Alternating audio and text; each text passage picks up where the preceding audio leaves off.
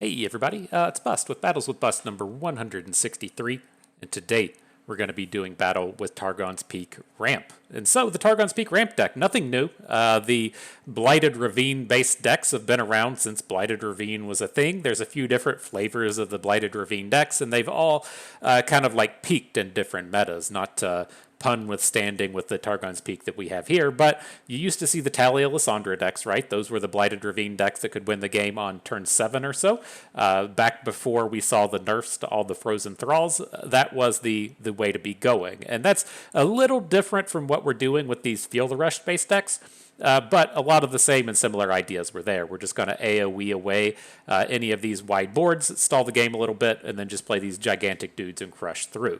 But with the nerfs that said the format was too fast between things like the Frozen Thralls and Winding Lights and such, these kind of ideas haven't really caught back on since the nerfs happened. But to continue on with the Field of Rush decks, the next one that had a lot of success would have been Trundlemere, right? The Trundle Tryndamere Field of Rush deck does a lot of the similar things that we're seeing in the meta that we're going to be combating now, things we're going to talk about here in just a moment. But it plays a wide variety of removal, right? It's a little bit slower than the Talia Lysandra decks of old. It's going to play the Vile Feasts, the Vengeances, maybe Withering Wails, maybe the Boxes, just lots of slow stuff to get to turn 9 and then just say, LOL, here's the Field of Rush, right? That was their kind of game plan. But as we kind of mentioned with that is a lot of what we're starting to see in these formats now. And so if we think of a deck like Ezreal Kennen, right, it doesn't really do anything. It just fucks around until turn 9, flips an Ezreal, then churns off a bunch of spells. And so it doesn't have a real way to come down and win the game until that Ezreal's online. We're starting to see this very much with all of the Nora decks, right? Mage and Bay just popularized one. Over in APAC, Elise, Nora has been kind of popular. Mage and Bay was with Heimerdinger popular, Heimerdinger Nora, if you will. But they all do kind of the same thing. They just sit and grind around, and they'll eventually fill out the board with a bunch of portals. They'll trade them all away because who cares, and then they add more portals, and they eventually just win in this grindy fashion on turn 8 or turn 9. And the thing with all of these decks is they really open you up to a space to where the Targon's Peak can come down and just crush, right? The things that Targon's Peak really struggles with are the aggro decks of the format. It just gets murdered by pirates and scouts and blade dance and lurkers and anything with decimate in it. These are all just horrifically bad matchups for the Targon's Peak deck, but at least in the spot in the meta I'm in right now, those decks aren't showing up with an extreme amount of popularity. And so I'm hoping to kind of sneak my way into Masters here, just go ahead and get the grind finished off. Hopefully we're going to be out here encountering a fair amount of these Nora decks. In the kind of mid-range end of the spectrum, things are fairly coin flippy.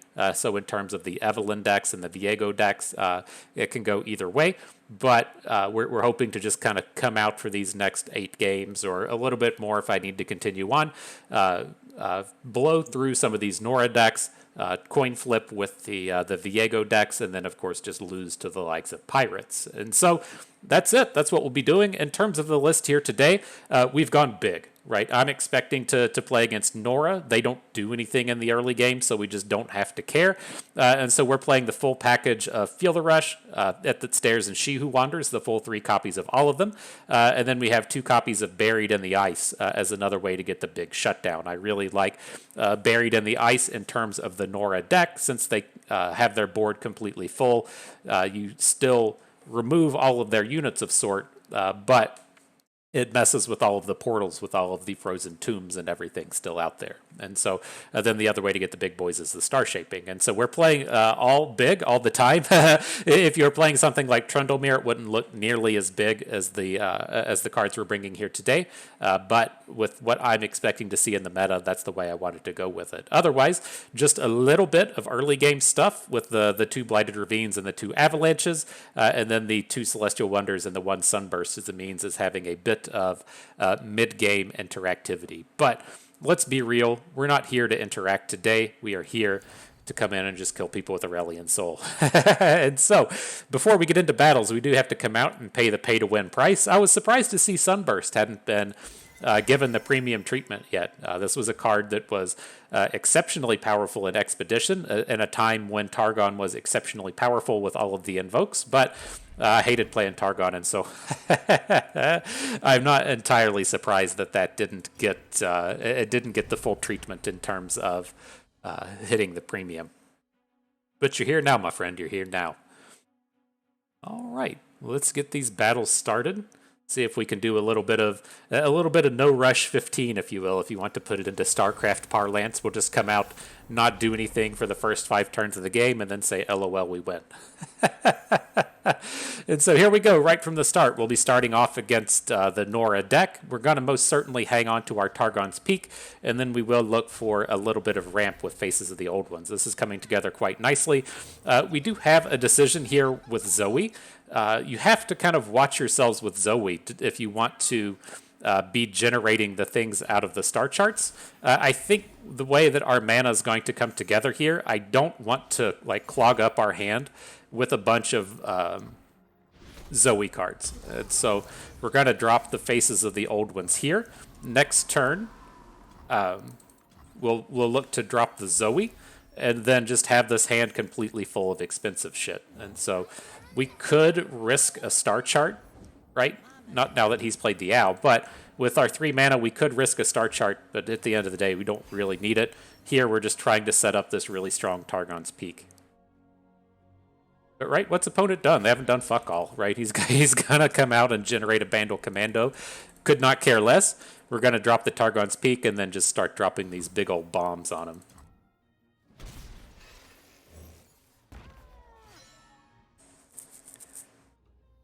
But with the way life goes, I'm sure we'll start off with the Catalyst of the Aeons as our as our Targon's Peak hit. It's just the way the things go sometimes.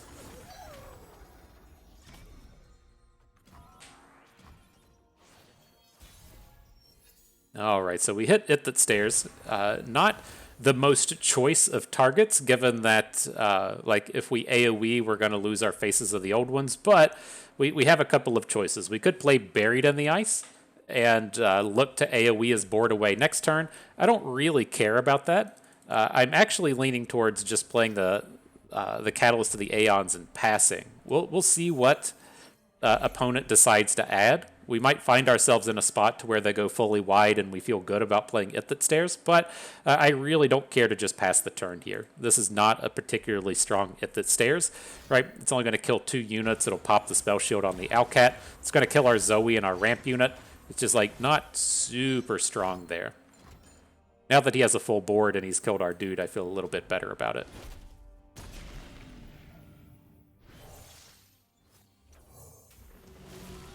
So not a super strong one, right? He keeps his Owl, he keeps his Lark Protege, we lose our Zoe, but we got the big boy on board. Boop.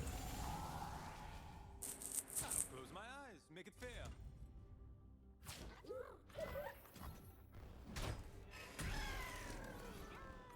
All right, let's see which exciting card we hit now.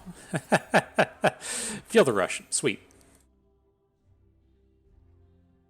Are you all ready for some KDA noises? They're about to come at you.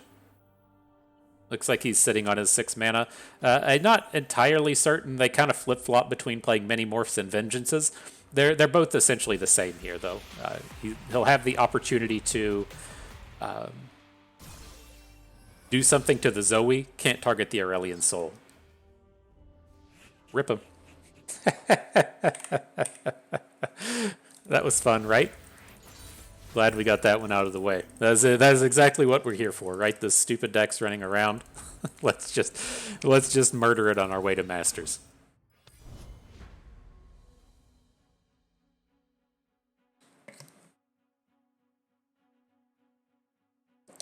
It's so wild. I've been playing a couple of off-meta decks in the previous video. We've been looking at overwhelm strategies coming out of Shurima.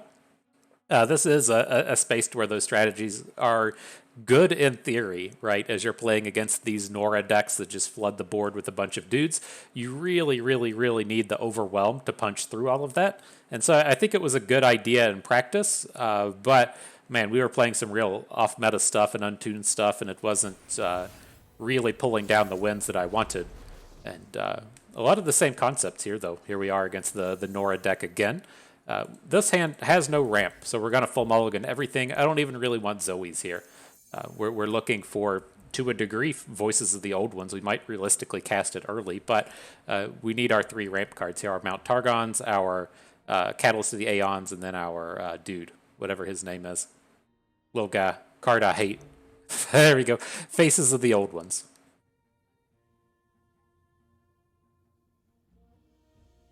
And so I'm curious if anything ever changes with this. If they just accept that these like go super over the top decks are going to be bad matchups, or how the meta will kind of turn out with how ridiculous this is. But the thing that we have to kind of like watch ourselves with this deck, and then decks like Ezreal Kennen that can bring some real problems, are with counter spells. Right, when they have deny, or when they have, and do we ever just blow up this Nora? I don't think so. I don't think we care enough. If we play the Faces of the Old Ones here, we can get our Targon's Peak down next turn. Right, the Shurima deck's playing with a Rite of Negations, and then Ionia deck's playing denies. Those can be a little bit more problematic for us. But cool, we got our Targon's Peak down. Nothing too spectacular happening in hand. Mr. Katz does not seem too happy to see the peak hit, but that's what we're here for, my dudes. That's what we're here for.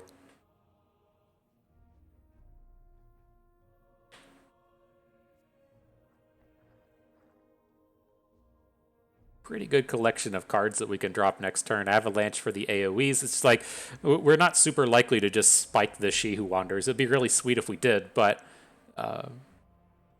we don't have a really high-powered hand like we did in the previous game. This reminds me, I know I've talked about this anecdote before, but there was a meta in StarCraft. I used to watch a lot of StarCraft when I was a teenager. I was really into StarCraft Brood War. And it was just a meta to where you kind of knew how slow your opponents were going to be, and so if you knew that your opponent was going to lead off with one expansion, that would just be kind of like building. An expansion is where you get additional resources from, right? So you basically say, I'm going to forego an army in the early game to get more resources. If you knew your opponent was going to do that, you could say, cool, I'm just going to get 2. And so you would just build 2 expansions, because you would level them and know that they couldn't interact with enough because they didn't build an army. And then the next step to that was your opponent being like, well, I know my opponent knows that I'm going to build 1 expansion, so they're going to build 2, so I'm just going to build 3. And you would get into this like really high level situation to where the games were just kind of super, super slow, with the understanding that everyone was going to be just playing the big resource battle. And that's what we kind of find ourselves with in these matches, right? We aren't in a big rush. We know if our opponent's going to be out here doing dumb shit with the likes of Nora, that we can do even slower dumb shit.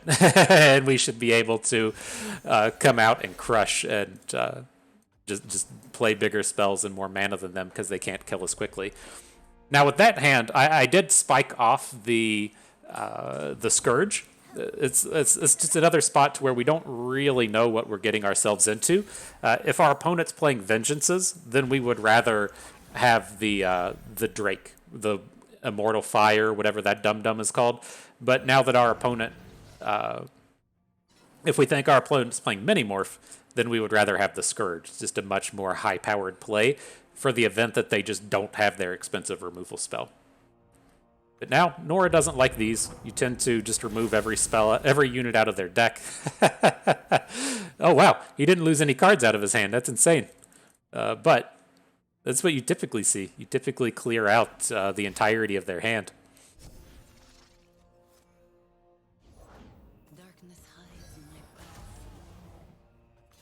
Okay. Well, you're welcome to block.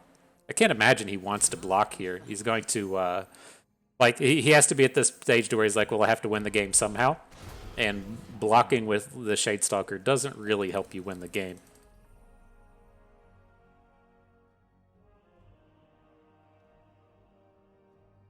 It's a tempting target to hit with the Starburst just to try and ensure we hit expensive cards next turn. Like I don't feel like we're in the spot to where we like really have to push it, but that would be an option. Now our Sunburst is in the free zone.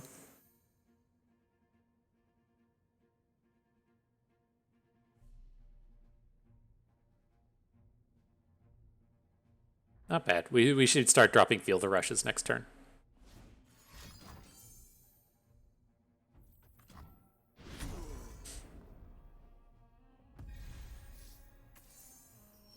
All right, dude drew some cards. Looks like we drew about 3. All of these acceptable plays for the next turn. And we should be ready to pop off from this point. He needs to OTK us right now. And so it's not entirely outside the realm of possibility if he had a bunch of portals, but he doesn't have any portals going right now.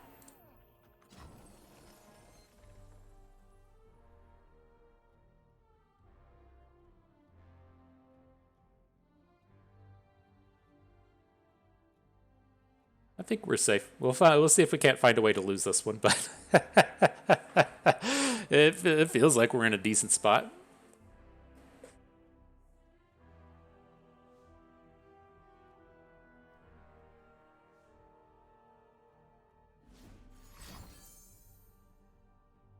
Okay.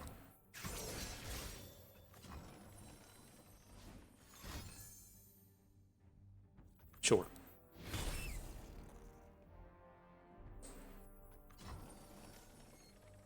I will continue to pass. Joy is a good look in a book and a cat in the lap. All right, we'll get that shit out of here. That's his 3rd Nora as well. Oh, it seems like he has. It's probably going to be another Grim Harvest or whatever the draw 2 was called. Vile Feast, sure. But I think we're good. By hook or by crook, I'll find you, dear cat.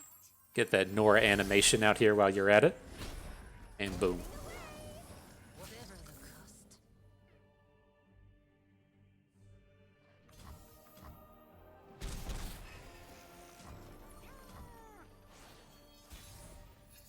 Oh man, we hit our worst spell. That's too bad. All of these expensive choices that you could hit Targon's Peak, and you went with that one.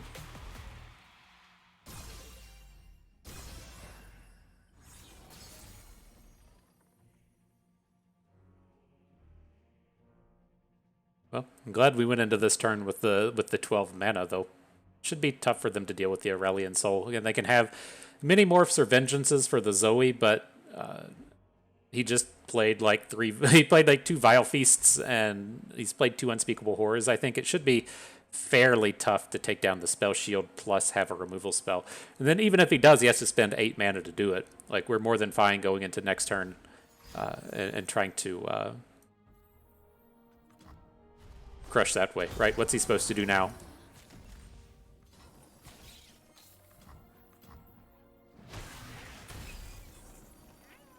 Only got 2 mana. Oh my gosh, it hit again? Oh my goodness, that's Celestial Wonder. I was half considering just playing it last turn to get the fucking thing out of our hand. That's the way life's gonna be, huh? It's trying to make it hard for us. Smell of science.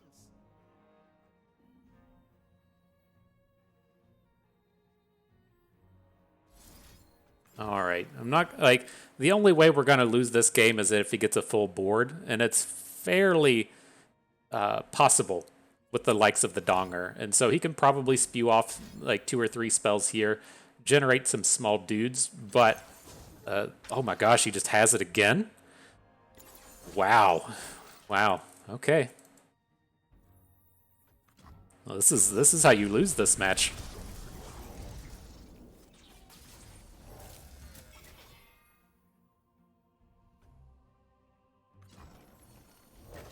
Don't want to add Zoe.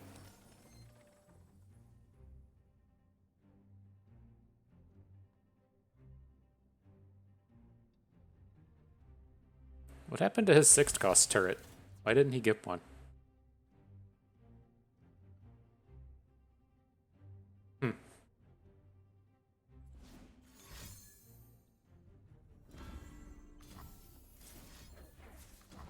Alright. We can't hit Celestial Wonder anymore. let's do, should we just go ahead and drop the Zoe? Like, Jesus. Like, we do still have 2 bad hits this round, right? If we hit Buried in the Ice, if we hit the Messenger. Don't care about her dying. The downside to playing the Zoe is you can't feel the rusher out of your hand, right? We have double feel the rush, and so...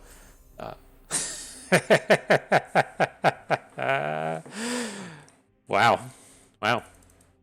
Well, okay. We did just hit the Messenger. That's... what a joke. What a joke. Alright, we'll take Aurelion Soul Part 2. How many removals has he played in terms of vengeances? He's played 3. So we should be able to... Well, I guess both of these are kind of the same, right? The Destroyer has the Spell Shield. I think I want the Immortal Fire just because it can come out and block anything. But we should realistically be able to just come down and play Buried in the Ice again next turn and be in a pretty decent spot.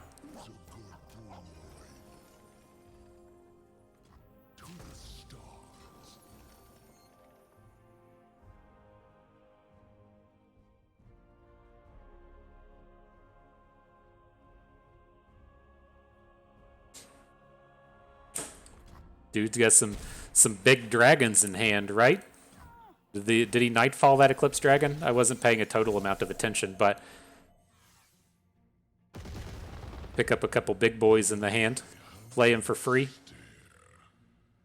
Alright, we actually hit an expensive spell with our Feel the Rush, though. That feels different. That's a change of pace. Some people don't believe me when I say I'm the unluckiest person in the world, but... You know, when you see things like that happen, it's you know, just another notch in the favor.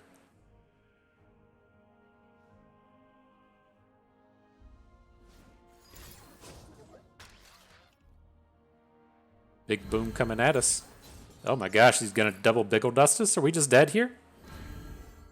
I think we might just be dead here.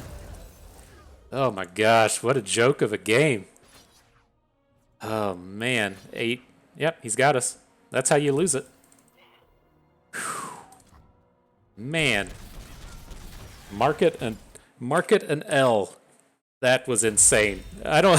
I mean, I don't know what more you're supposed to do. We could have played the stun on the first turn, but hitting a stun into a stun into a...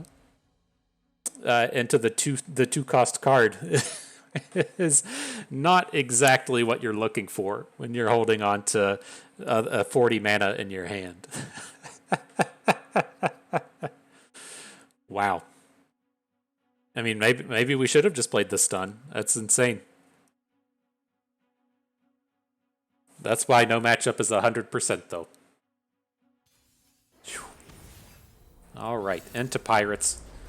Zero LP Masters guy playing Pirates. Gotcha. It's not the way it's supposed to go. You're supposed to play.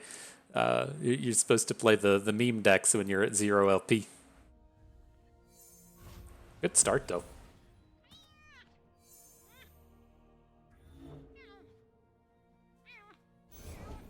Need a second. I'll do better this time. All right, so we'll drop in the faces. It's not super exciting in multiple ways here, right? We initially didn't have a ramp card for it. Now we picked up Aurelion Soul, so we will get the mana. But it was not looking so hot on the previous round. Let's see if he gets a +2 attack. He did. And say this would be really nice if we could still block the Hookmaster, but not going to be the case here. 6 open's manageable though.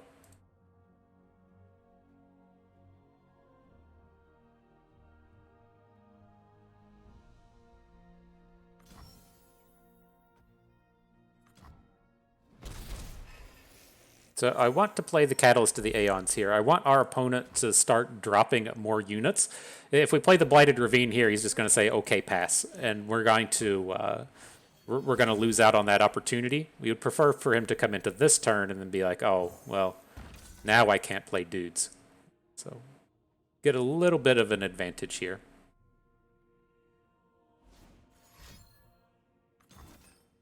Okay. That was a misfortune, make it rain as well. So we'll lose our ramp card. Feel like it's done its job.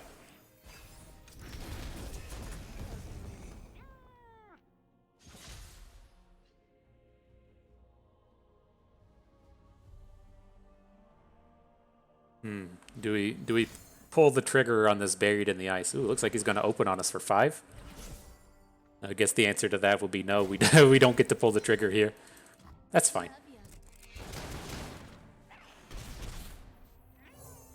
Come on in.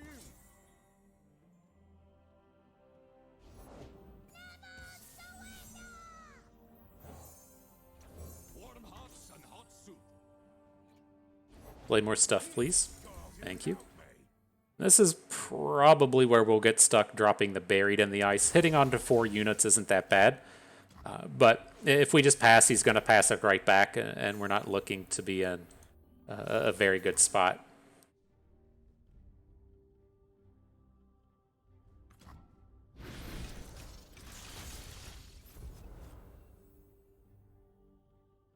Sent his equipment to the netherworld as well. Feels good.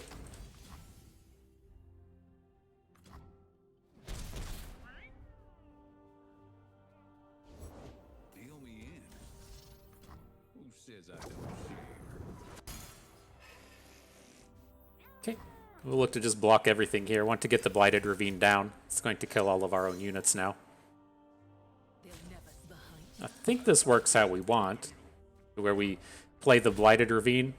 No, it's going to be our action first, right? So the Blighted Ravine will hit, and then it'll go to opponent's action, and their things will unfold. Not great there without any units to choose from, but kind of is what it is. Let him think it's luck.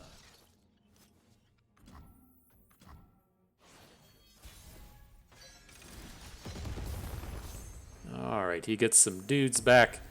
We drop our Blighted Ravine. Guess we should lead off at least with the voices. Nothing's going to change, but... Oh, we just missed. Wow. Alrighty then. Welcome to the life of FTP Bust. Some people don't want to believe I'm the unluckiest person in the world, but I think you gotta take notes. Take notes from the master.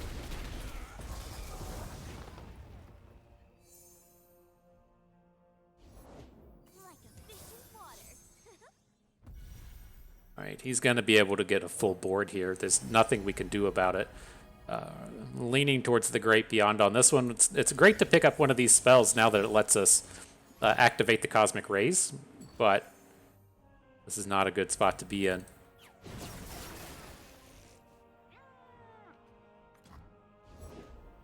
Just another zap. Okay, that's manageable. I have my orders. But playing stuff. The more stuff you play, the less manageable it gets.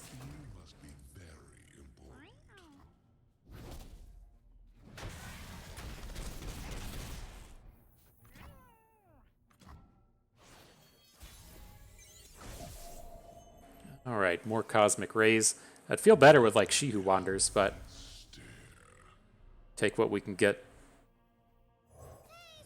Let's drop the Zoe first. Give him an opportunity to play some more cards. It's not wanting Make It Rain to be that card. I wanted him to play more units, but... guess that's the way it's got to be.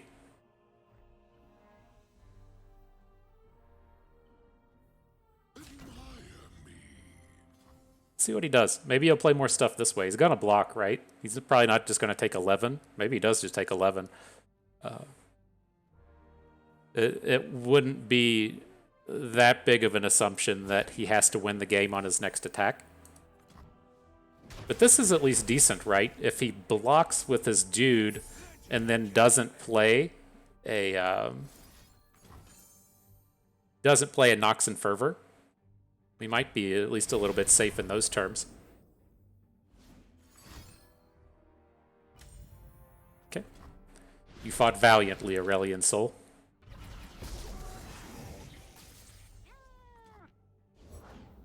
Oh my gosh, so much.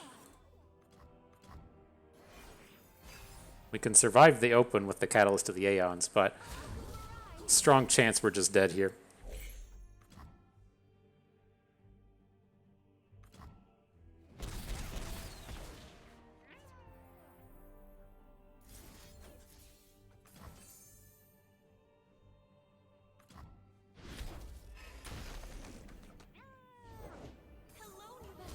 All right, we're just playing dudes.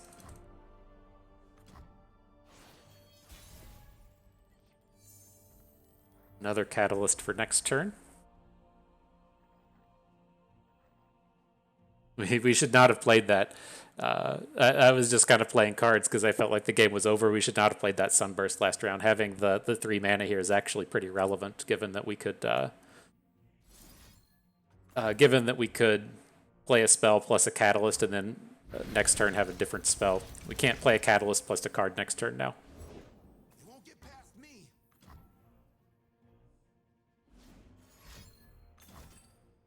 There it is. Whew. All right. It's tough. Those are the games that you gotta be taking down, right? And we had a little bit better opportunity there. It would have probably still been an L, but you got to learn from our mistakes. Mistake number 1 is just being the unluckiest person on the planet. This isn't a game of skill. I'm better than everyone. This is clearly a matter of just luck. If you need to know, you can visit ftpbus.com. It'll tell you the best player in the world. It's me. The best player in the world according to their own personal website? Absolutely, that's me. All right. But up against Ezreal Annie, we need a little bit of something to do in the early game. The Tavern Keeper's fine there. We do have this curve now of Catalyst to the Aeons on 3 into the Peak on 4. Hopefully this isn't just like the big aggro burn version of Annie. And this is more along the lines of a let's stall into a Ravenbloom Conservatory style Annie. But I guess those, like the Conservatory ones, well, there's the Conservatory. I was going to say they typically play Bilgewater for Riptide Rex, but no, not this guy's choice. Come out, wherever you are.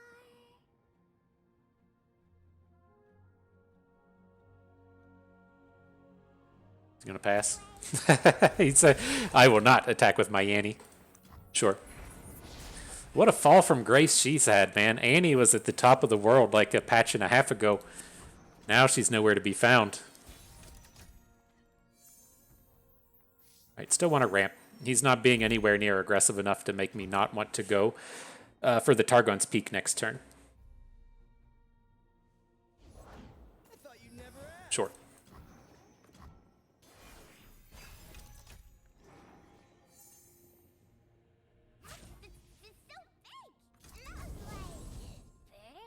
Smells like burning. Get it in there. Get it in there. That's kind of lame. That strikes me as something a lame person would do. Sure. Man, this Tybalak is bumping. He's really humming with this thing.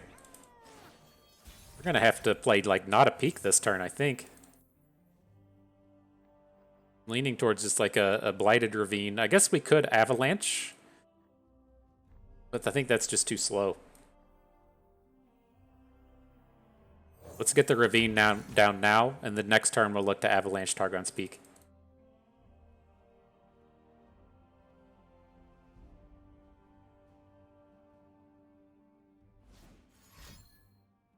Aftershock number 2? Is that really what we're dealing with here? I mean, I guess that's for the better. I'd rather well, I guess you can't get too much value out of the Targon's Peak if you're dead. And so it did feel like that was his angle there, was he was stalling for the Aftershock. I mean, if we want, we can just play a ramp card this turn and then look to play Feel the Rush next turn. I think I'm okay with this. So we'll stun the Ezreal, we'll shut down the spell generating shit that he's doing. We'll play the Faces of the Old Ones. It's probably going to die, but if it does survive, then we'll be in the space to Feel the Rush next turn. And if it doesn't, then we still have some reasonable plays happening. Seems like a fairly bold,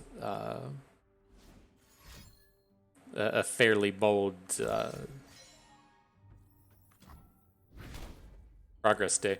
Just trying to get rid of the faces. We could have healed it, but there's not a ton of reason to. Right, we need the 12 mana next turn, and then without that, we're just not going to have it.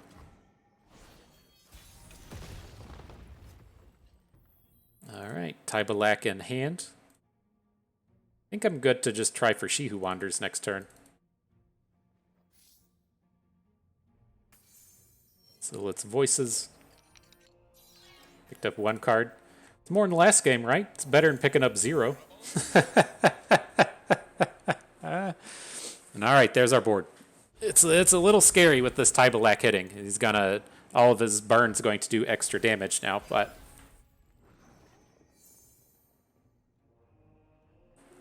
feels decent, at least in terms of clearing out the Ezreal and weird stuff out of hand. Like if he's going to have Station Archivists and Reggies and stuff, we can still kill some of that value.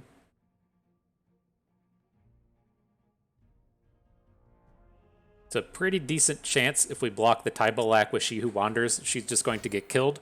Also fairly okay with that. This is much worse if he has like a Disintegrate Blade's Edge or something to take her down. Because we're just going to go into next turn and be playing Feel the Rush, right? Now this way we have to take the 7 hit from Bro.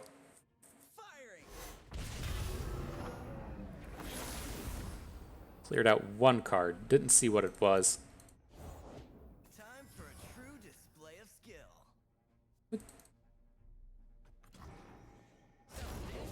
Where'd the Ezreal come from? Oh, he was in hand as a Mystic Shot. Is that how that works? What a crock of shit.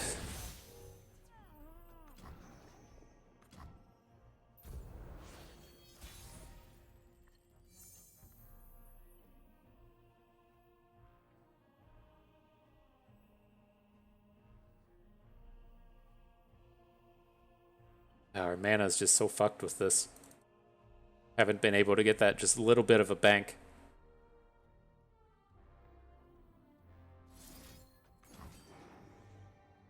So ideally, he won't have anything else to add here, right? If we just cleared out all of his units with the spell. Makes sense.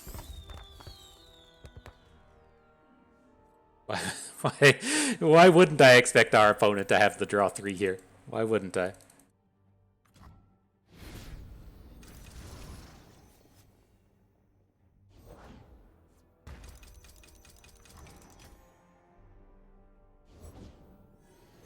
Makes sense.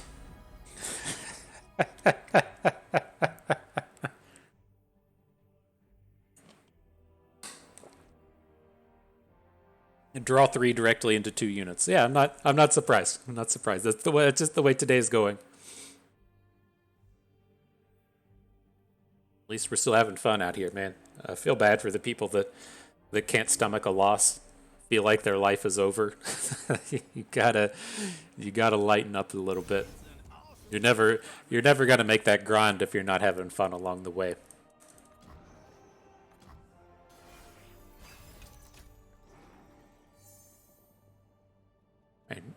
Decent addition in the It That Stares. Let us clear out the landmarks, and then we can follow up with Feel the Rush next turn.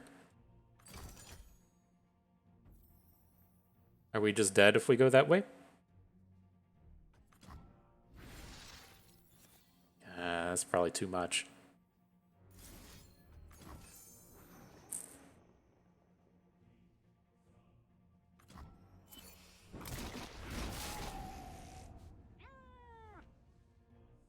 Is Ezreal gonna be flipped yet? No, he's like super far away.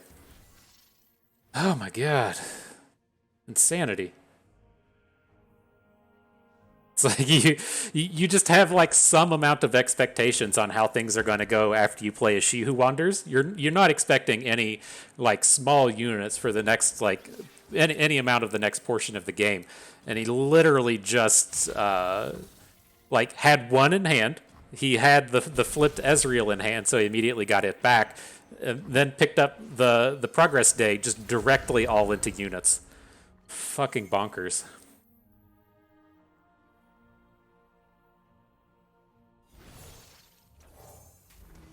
Well, I assume we're just dead at this point. We have to win the game this turn. At least the Ezreal isn't flipped to just pop spells off, but I can't imagine being at 2 against a burn deck. We're gonna make it. And we can play Catalyst to the Aeons if that's what it takes to survive, but not happy about it.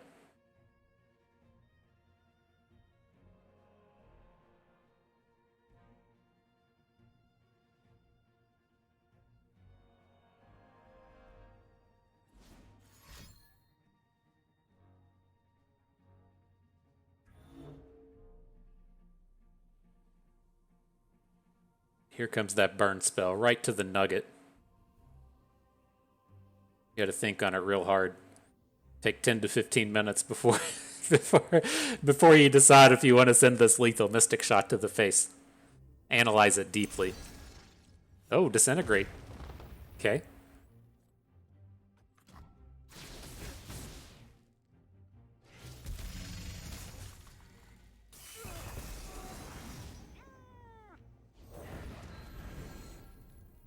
So how do we feel about this, right? He's down to 3 cards. We die to a Mystic Shot. He's probably not playing stuff like Get Excited. I feel like he's really kind of counting on the Ezreals to win the game. I'm just going to go for the Feel the Rush, right? Like, what realistically happens if we go into our next turn and then,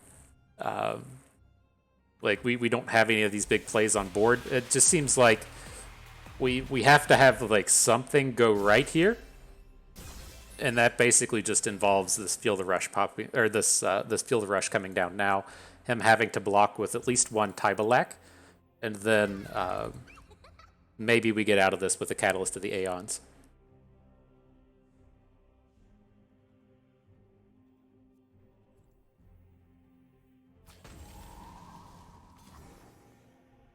He doesn't have to block the It That Stares, but I feel like this is a spot to where we should try and get these overwhelms off of the board, especially given that we're going to be losing out on some health here. Here's the Mystic Shot. Just take forever. He's like, I see that you're tapped out and you've played your 0-cost card. Here comes the Mystic Shot. Uh-oh. Uh-oh. Maybe we can do it.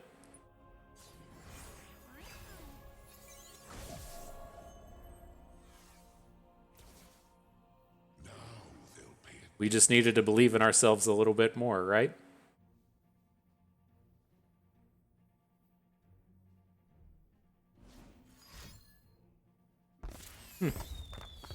Well, just par for the course of the 0-cost progress day.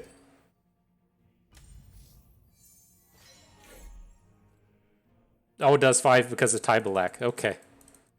Yep. Just... I don't know. Like, I've mentioned this many a time. I did not win the lottery last night. I did purchase a ticket. I didn't win it. I say it every time it comes up.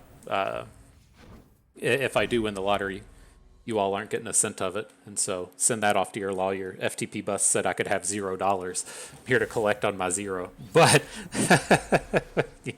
when you run into collections of games like this, I'm just never sure if you should, if luck is so far off from your side that there's just no point. It's just a waste of money. You're just throwing it away. Or if the scales are ready to tip back in your favor. If Lady Luck is out there saying, "Hey, man, I see you've had a pretty bad run at it today. Let's play the law of averages and let you just have a little bit of a taste back." So here I'm gonna pass. If we come into next turn and he drops his 3/2 thing, then I'm going to want to be able to kill it. But we don't have to immediately worry about what's happening here.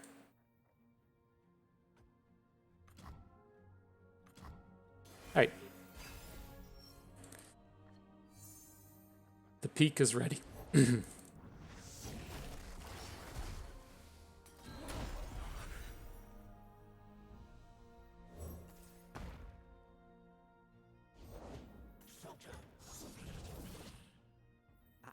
off me, girl.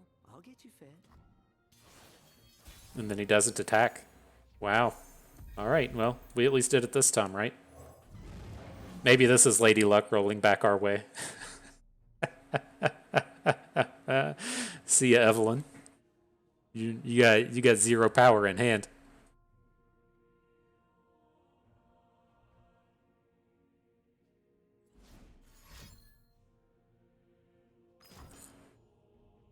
Sure.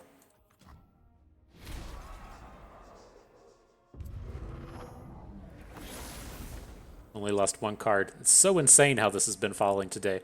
I guess I can't really complain when we have our 0-cost She Who Wanders this turn, but man, have things really fallen hard. Sure.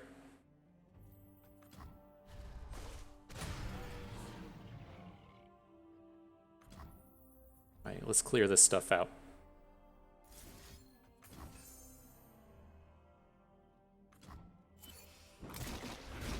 Sometimes you just got to spend 8 mana to take the Viego down. The poor man's sunk cost, if you will.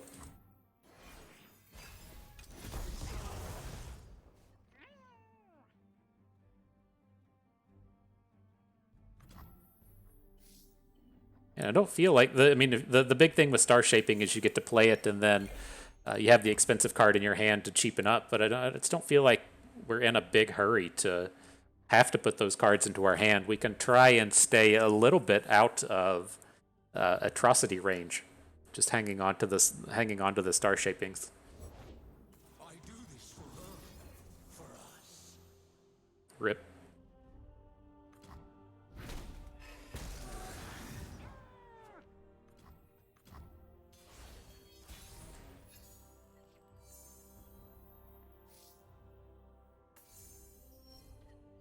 All right, at the stairs. She Who Wanders, She Who Wanders. Cool. Let's start shaping. Might as well come pick up an expensive at this point, right? These are all garbage.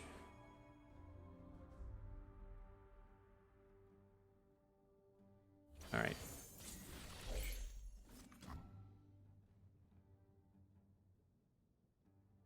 That makes me make a little sad face.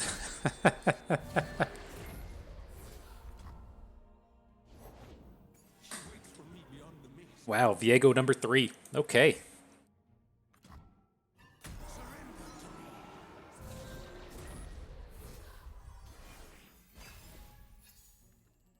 Of course, the card we don't want is the one is the one that gets hit. Cool. Let's see if we die to the atrocity. Wouldn't surprise me. Just how my life is at this point. Is it exactly 8? I mean, I kind of want a Living Legends just to get rid of this thing. We'll see if we find some cheap plays to throw down with it, but let's just maybe hit a decent turn next round. These cards are all crap as well. Pick up the Scourge since it has since it has the, or not the Scourge, picked up the Destroyer since it has the Spell Shield.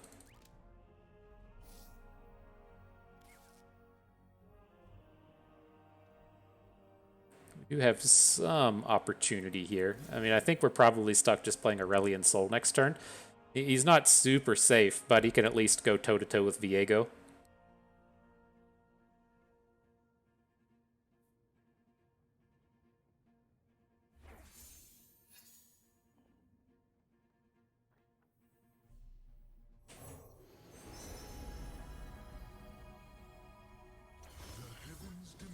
Alright, we'll pick up the Immortal Fire.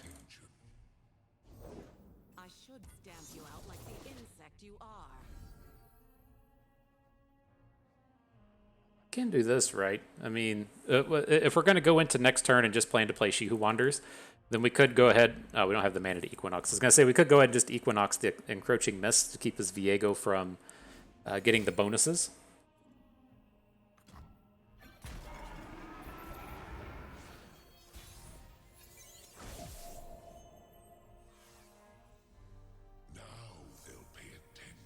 Now they'll pay attention.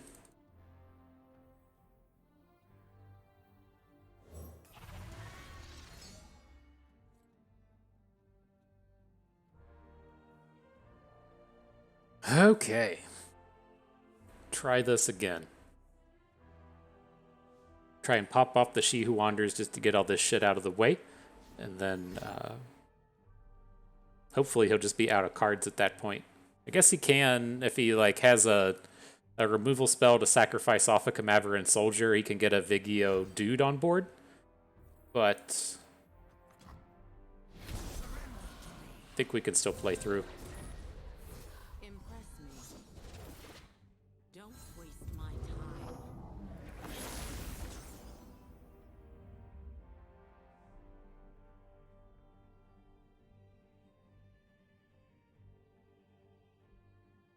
So his Vigio's done growing for the turn, right? He can't fight any of our dudes and survive. So that's at least a perk. This is a fairly tempting just pass. Let our Aurelion Soul flip and then try and do stuff with Celestials next turn. I think that's okay. We ultimately do have to worry a little bit about this Viego flipping and starting to spike our champions off, but I think we'll have enough value before that comes online that we don't exactly have to worry about it. Cool. We got the free the free Immortal Fire is the one that just got picked up by our Targon's Peak. Standard. Pretty standard.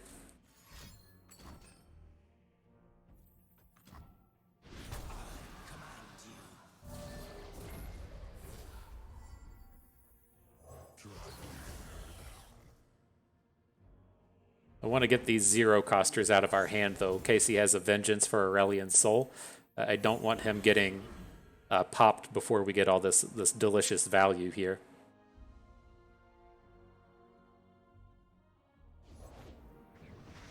Was hoping you'd stop by. She's been missing you. Does she? Maybe I'll satisfy her cravings. All right, he's got an Impact Evelyn. Something a Not little scared. more We can still come out and just block all this stuff.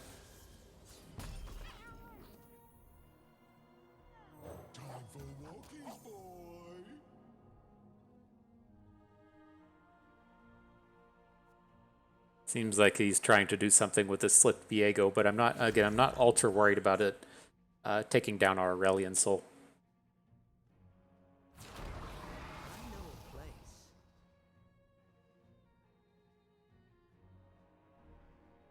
I created galaxies faster than this. Now we have to block everything, right? How are we going to lose this game?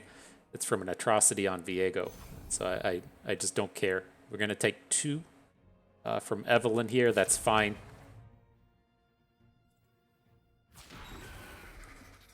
Let's just get rid... Can we refill our board if we block the Encroaching Mist? We can still get 2 units down.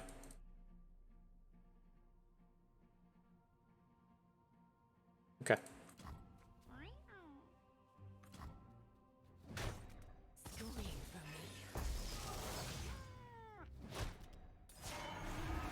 There he is.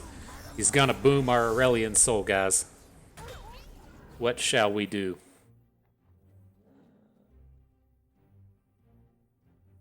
Trying to envision how we get this. I mean, maybe the angle here is we deal 3 to everything. That's going to kill this other blocker off of the board, and then we could just feel the rush next turn. I think I'm okay with this.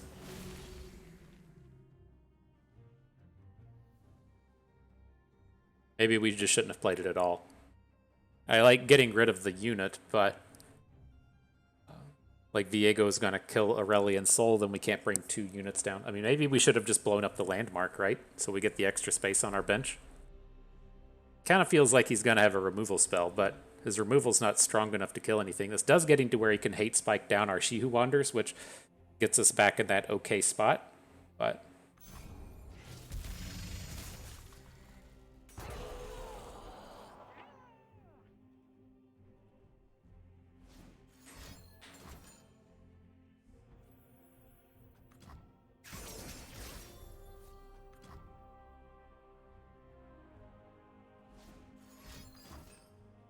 Bile Feast number 2.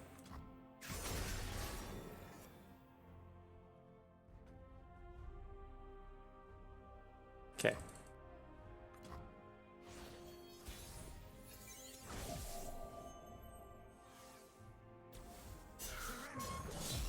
Rip Aurelion Soul. It's okay. You'll be right back, my friend. You'll be right back. Where'd it go? Feel the rush. Had to stop and make sure this Vigio didn't grow up to higher than our health. We have the heal to go over a little bit with the Tavern Keeper, but it's a little scary.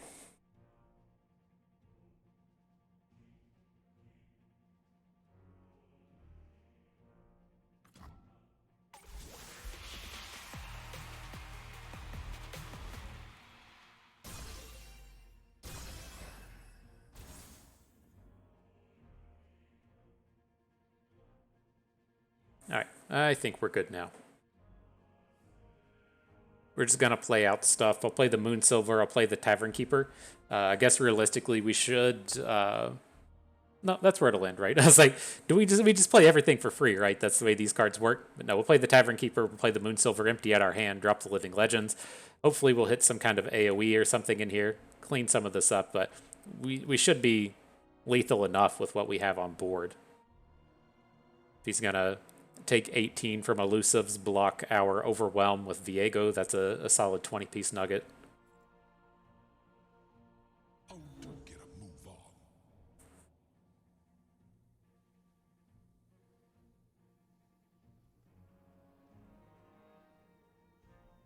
I guess there is this world where he's sitting on 2 atrocities and one of them got reduced down to 0 cost. Then he can hit for 18 with Viego plus the Encroaching Miss. That would be pretty cool. Why not have things go like that?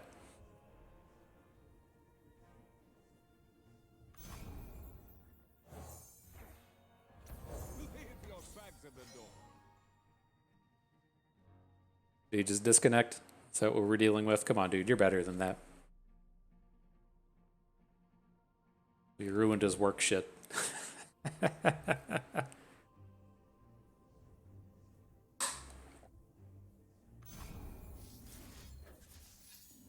Alright, just in case, let's just go ahead and pop this stuff off.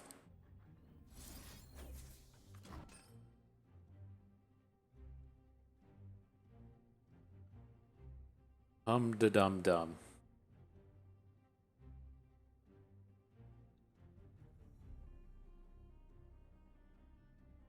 How can someone be so boring? I know, Zoe, this is super boring.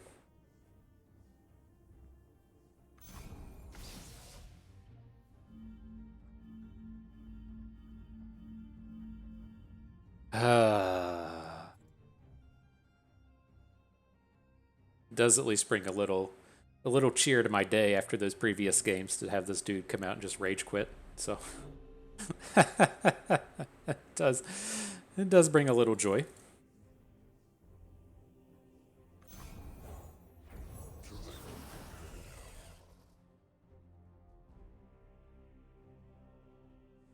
That should probably be enough, right?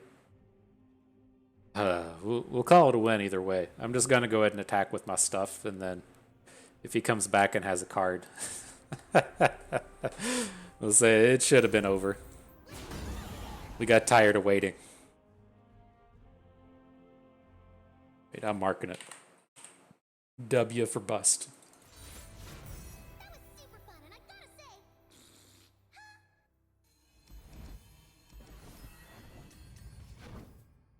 All right, next battle.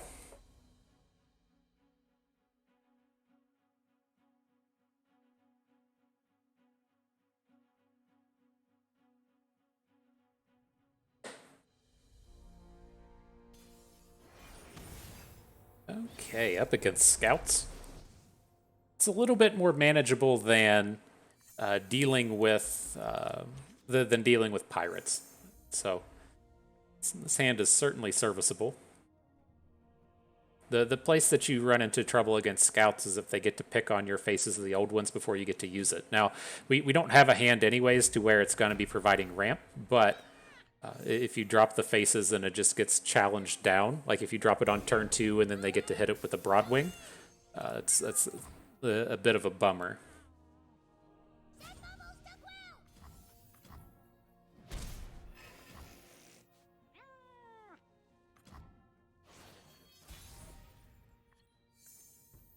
Alright, well, we hit an expensive. Let's just pass. If he plays a Durandi Sculptor, then I'll go ahead and play the faces.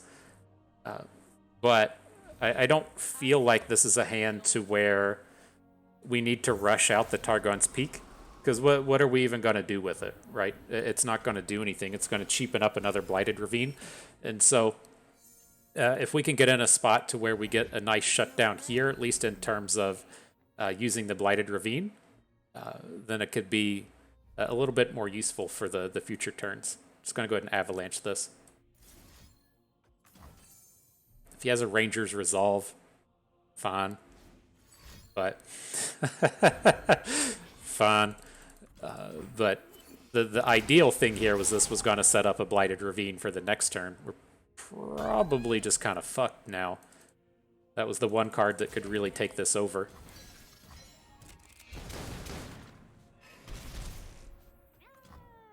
Like, we could deal with him playing something, like any number of his 2-drops that lets the Durandi Sculptor kind of get out of this turn. But I think with him having the Ranger's Resolve, we just have to go for it now. Right, this would have been fine. If we got to play the Blighted Ravine, he either has to choose to play the Island Navigator or nothing, and then we find ourselves in a spot to where we can get on board a little bit more. Fuck me, man. That was brutal. Alright, well, let's heal. I think we're just dead. Just fucking nutsos, man.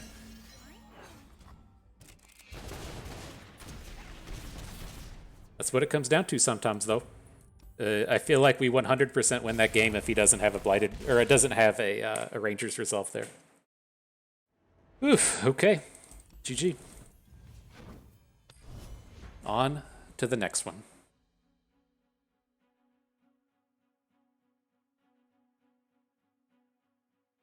Why does life have to be so hard? It's gotta be so tough.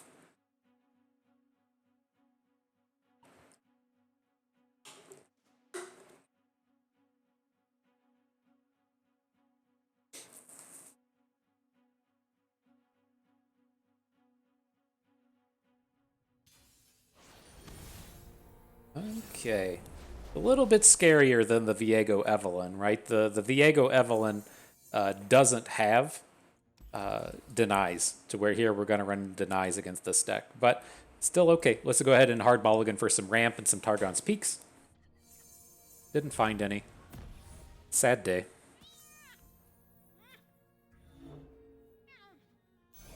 We might need Zoe just for something to do. If she buys us a little bit of time here in the early game, that'll be decent. No Quietus just yet. See if a Hate Spike or something comes down.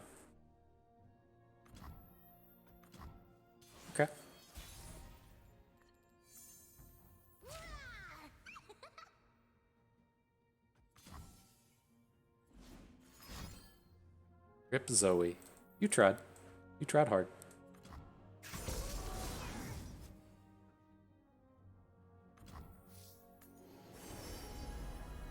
And a moon silver.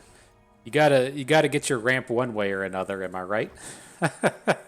And so picking up the moon silver lets us play the Voices of the Old Ones this turn.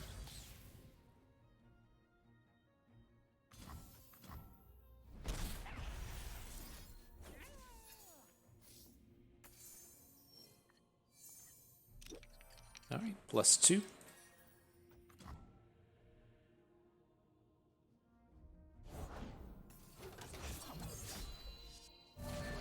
So this is one of the perks to the list that we're playing here in this style of build.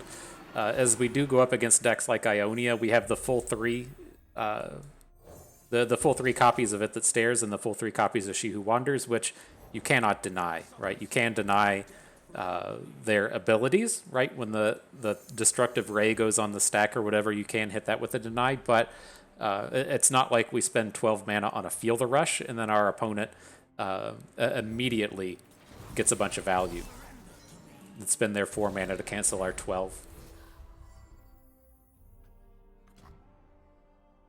Starting to like this Blighted Ravine less. Like, maybe we should have just passed on it and immediately played a Sunburst for the Viego, but you do have the Celestial Wonder to at least stop a bit of this damage.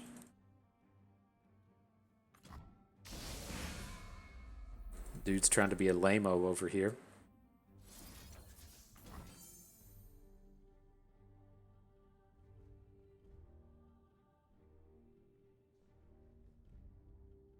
And I think this is fine, right? We could have like played Zoe and banked some mana, and then tried to play a Feel the Rush next turn. But man, we are so smoked.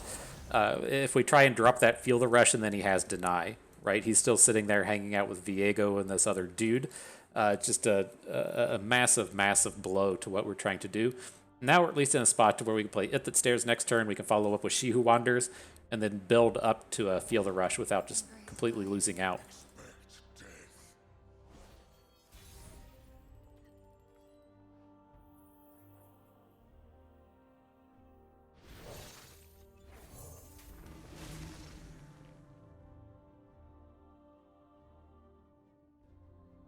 I was trying to imagine a way that we could play the Zoe and not have her die to the AoE, but soak up the Kindred shot.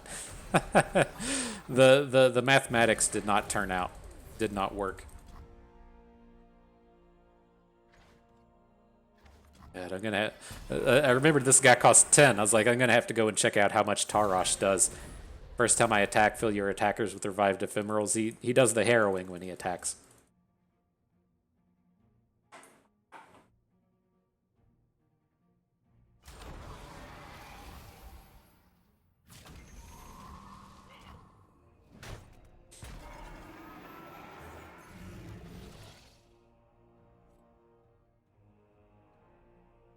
All right, so again, no Feel the Rushes next turn. That's okay. I want to see if we clear anything out. Absolutely nothing. And then we're going to be dropping Aurelion Soul next turn.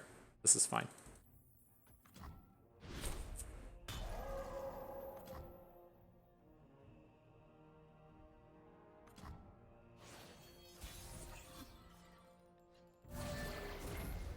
That's our last Zoe. So we'll have to watch in terms of we'll have to watch in terms of losing her, because we're not going to have any more after this one. But with picking up the Great Beyond, the idea now is that we can drop it next turn, even if we have to pay full price, right? We did just play the She Who Wanders that hit absolutely nothing. And so there is a decent chance that he's going to be able to throw something down this turn in terms of like a Vile Feast plus a Vile Feast plus a Vengeance. And so at least this lets us add a big dude next turn, bank up the 1 mana, and then on the following turn we'll have access to the Feel the Rush.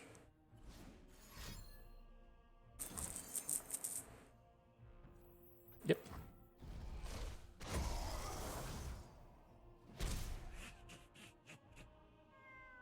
He takes 10. He's totally on this Tarash plan now. And I'm a little worried about Atrocity.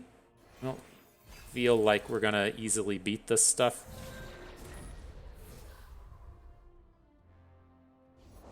Oh, he didn't play it.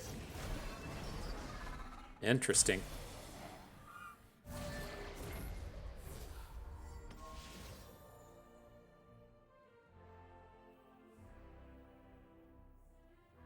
Feels like we might be dead. The kind of saving grace here is he can't Atrocity us this turn. He can Atrocity us next turn. Oh shit, this guy's a short? Oh fuck, I just assumed this was gonna be a 10 attack. Fuck. Oh, I guess he can get a Fury off of these attacks though. I mean, I planned it that way.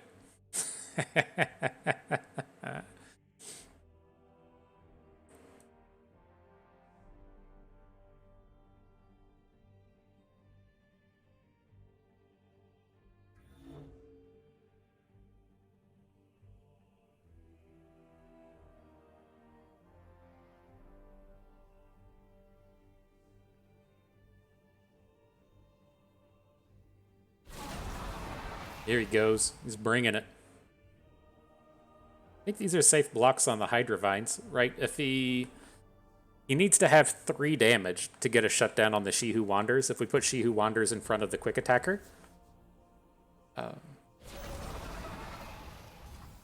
He just clearly has something, right? But do we care at this point? Oh, his play's Twin Disciplines, right?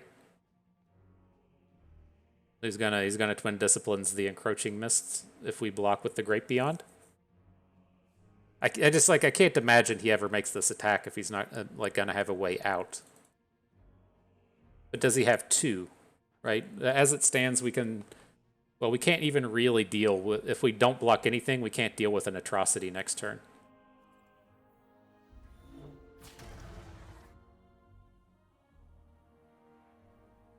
The question is, do we block with both? I don't think so. We have this other angle to victory with the Feel the Rush pulling Zoe down and her dealing 10.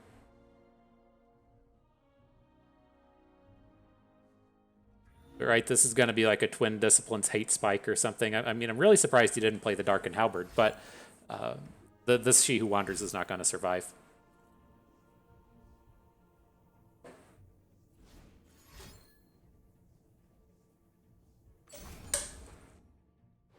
Yeah, double Hate Spike, same deal.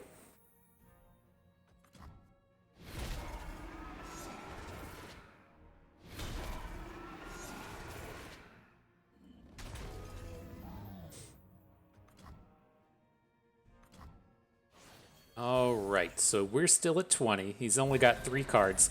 I feel like one of those cards is most certainly Atrocity. Now, do we feel like we're going to get denied? Like, I just don't think we can play around it. Like, what's our other angles here? We can play It That Stares and Zoe, or we could play Buried in the Ice Zoe. Maybe we play Buried in the Ice Zoe.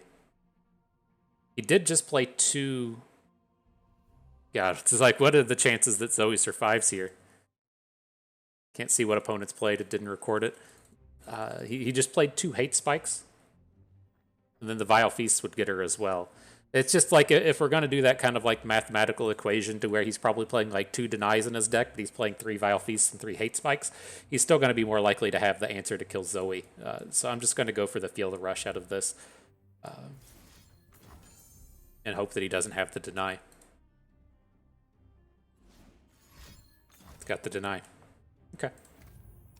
But I think that's the way you have to do it. I mean, I guess there's some argument to it that he did just like spew off all those cards already, and that gives some opportunity. But it strikes me as even if I was missed 1, like he's still got like 3 of those 1 damage pings, or even if he needs to get out of the game. Right? If we think he has Atrocity and we need to just like absolutely not lose the game there, then he has the opportunity to just Atrocity off Zoe. But all right, our last battle one of our negative matchups here. This is not a good matchup against Katarina Gwen. We just don't have a lot of great interactivity against what they're bringing. But let's see what we can do. If we pick up a ramp card here, it's not terrible. I think I'm good to just go ahead and attack. Like, if we already had a ramp card in our hand, then we would be a little different in our thoughts on how these were going to sequence out. But I think we're just going to have to plan to block every time here. Portal me something cool. I call this constellation the jump rope.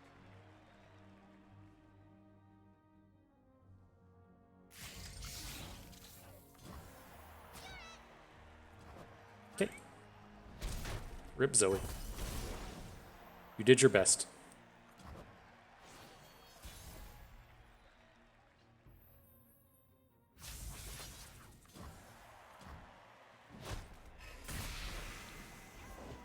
A brief engagement, but a joyous one. All right. So one attack, then we get to bring in the peak. Oof. Oof.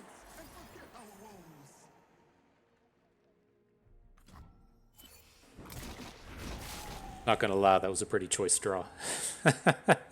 The downside to this is we did just blow up 2 hallowed units, so if he gets to follow up with another play, it's gonna get all those attack bonuses. So he's looking fairly strong here. We're gonna have to block with the Tavern Keeper. Not quite willing to let him just sit around and hang out. But, I mean, from this point forward, we've got the Targon's Peak. We have some really big spells in our hand. I mean, I guess Buried in the Ice isn't spectacular here. Fuck, who plays this stuff? I guess this isn't spectacular here, but would still have the potential to buy us some time. Fucking A, this is just our day. I haven't seen a Scorched Earth in literally like 3 weeks. Now that shit's coming out. Alright. That's the way you're going to play.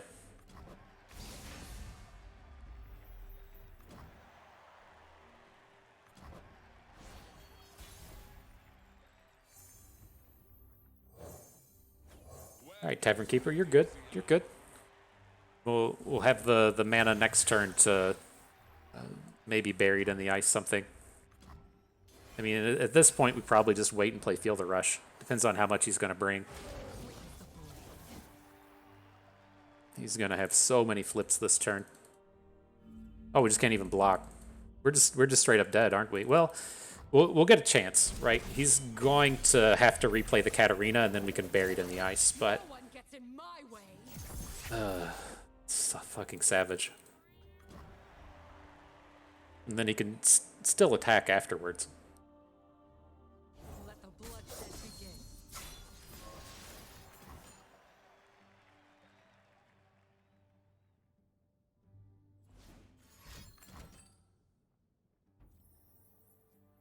Okay. He's really just going all in on this turn. Oh, we're just dead, aren't we? He's gonna get to replay his guy, and then he'll get to pick up the Halloweds. Whew, okay. Well, those were some games. Those were some games. And so I'm glad we kind of got a wide margin in there, because everything we talked about in the beginning kind of came to fruition, and that we're ideally coming out and playing against those really slow Nora-based decks. We should just be out here crushing it. Now, that is losable, especially if you play your Targon's Peak. You have like 4 10-cost cards in your hand, and then you just miss 3 turns in a row. Like that's going to happen. You're going to lose those games. But the matchup there should be quite fantastic. In the kind of middle space, as you're playing those Viegos and Evelyns, those matchups are pretty coin tossy, right? They aren't super in our opponent's favor. They aren't super in our favor. If they're light on counter spells, then it's going to look much, much better for us. And so the likes of Viego Evelyn is more on the plus side. The mono Viegos and whatever that Viego Ionia stuff we ran into is going to be a little bit worse because they're going to have access to deny. But then down in the bad end of the spectrum, we just got absolutely shit stomped by pirates and by scouts and by Katarina Gwen. And that is what it is. That's what you know that you're getting into with this deck. And so you should be able to, find some spots to where this is good. I'll be honest with you, over the past day, if over half of my matches weren't against the Nora deck or some flavor of it, I would have been really surprised. That's why I came out and brought it here. I know the play rate is actually around like 10% for the Heimerdinger Nora, but Nora on the whole should be somewhere up around 20-25%. Let me even look real quick. It's not quite turning up. It's a little bit too new, but I did see Dr. LOR post today that the specific flavor of Nora was running at 10% yesterday up in Masters, and that doesn't include all the other ones. And so I was certainly running into it over and over and over and over again. And if you're in the lower end of the precious metals, it'll probably take a week for it to turn up or so. That's what it seems to be for me, especially in terms of the video viewership and people figuring out when a deck is good. I feel like we typically hit the decks right up front, and then people realize that those decks are good about a week from now. And so just something I would definitely put on your radar as coming forward. But even if you don't look to play Ramp Aurelion Soul, a lot of the concepts we've been talking about over the past few days are extremely relevant, especially as you're looking to play against the Nora decks, in that they're just going to flood the board with a bunch of dudes, and those dudes aren't any good, but they have blockers all day, every day. And then you have to be able to either overwhelm, rally, or elusive through them. And that's what we were looking to pull off with a lot of these games, a lot of what we're able to do here. And so, powerful strategy to come in and combat those decks that are most certainly going to be quite popular over the next couple of weeks, probably the next month. I'm not entirely certain the patch cadence. I saw the patch notes today, today being the 3.15 patch, I believe it was, and it basically didn't have any card changes and just said we're preparing for the next set, and the next set comes out in October. And so that would probably, if 2 weeks from today is like the 28th of September, then it's probably about the middle of October when that next set will come out. And so definitely going to be seeing this Nora deck up around the top of the meta until the new cards come out, and even maybe beyond. And so, that was a tough set of games. Man, that RNG fest is RNG-ful. I wish we were on the other side so we would have had a much more exciting video, but that's one of the things you sign up for when you look to play Targon's Peak. I had fun with it. I hope you had fun with it as well, because that is going to do it for us today. And so, I hope everyone enjoyed the video. I hope when you play the Peak, RNGesus is on your side. I hope maybe you learned a thing or two along the way and had a good time watching. This is Bust, and we thank you for being here.